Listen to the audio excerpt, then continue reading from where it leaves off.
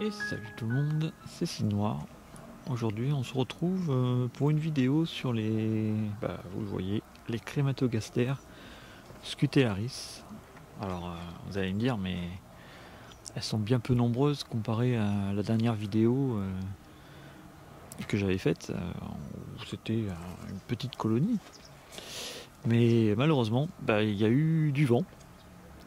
Et ce que je n'avais pas prévu, c'est que le tube qui était sur la table, avec le vent, a roulé, est tombé, s'est cassé.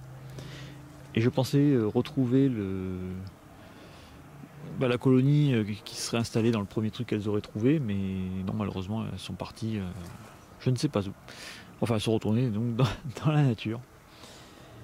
Alors bon, tant mieux pour elles, tant pis pour moi. J'avais qu'à faire attention, donc une leçon à retenir, bien caler tout ce qu'il y a sur la table, puisque nous sommes en conditions extérieures, donc du coup forcément je suis exposé aussi au cas de vent. Donc voilà, maintenant mes tubes je les calerai avec quelque chose, ou je les mettrai dans le tiroir du bureau. Voilà. Leçon à retenir. Et donc on se retrouve avec cette fondation. Vous allez me dire, mais où est-ce que je l'ai trouvée? Tout simplement, je l'avais trouvée, je crois, sur ma voiture en quittant le boulot. J'avais trouvé la reine. Et donc j'ai toujours une boîte de tic-tac dans ma voiture, justement pour attraper une reine si elle n'est pas trop grosse.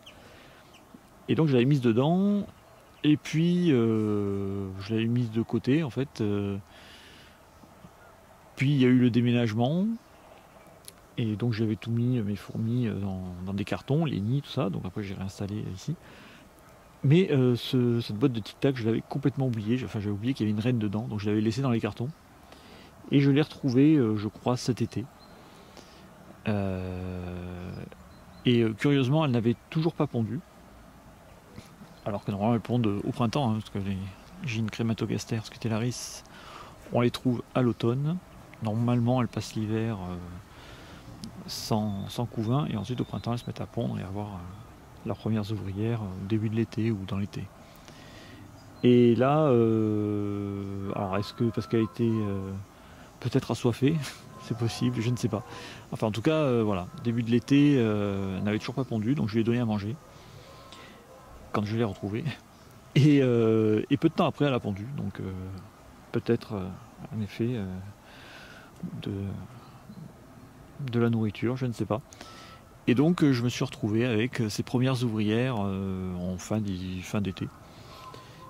Et donc voilà, donc on se retrouve avec cette colonie de crématogastères qui n'était pas prévue, mais c'est vrai que heureusement je suis tombé sur elle, sinon la pauvre elle serait morte dans sa boîte de tic-tac. Donc pour l'instant je la laisse dedans pour l'hiver. Et au printemps je les installerai sûrement dans un petit nid original que je vais faire. J'ai plusieurs idées, donc bon, à voir. Mais voilà, cette fois-ci j'y ferai attention. Après c'est un développement assez rapide, donc l'année prochaine je peux me retrouver avec une petite colonie sympathique à observer. Donc voilà, nous verrons ça l'année prochaine. Donc là elles sont en diapose, je les fais diaposer avec mes Lassus Niger, parce que dans la petite boîte en plexi que je pose sur le nid de mes Lassus, il y a un petit peu d'espace, donc du coup je glisse la boîte de tic-tac dedans. Donc pareil, elles hivernent à conditions extérieures, donc bon, pour l'instant on a un hiver très doux, enfin surtout un milieu d'hiver, parce que là on est début janvier. Et voilà, on va voir comment va se passer la diapose, comme avec les autres colonies. Donc voilà, on se retrouvera sûrement au printemps, après la diapose, pour cette petite fondation.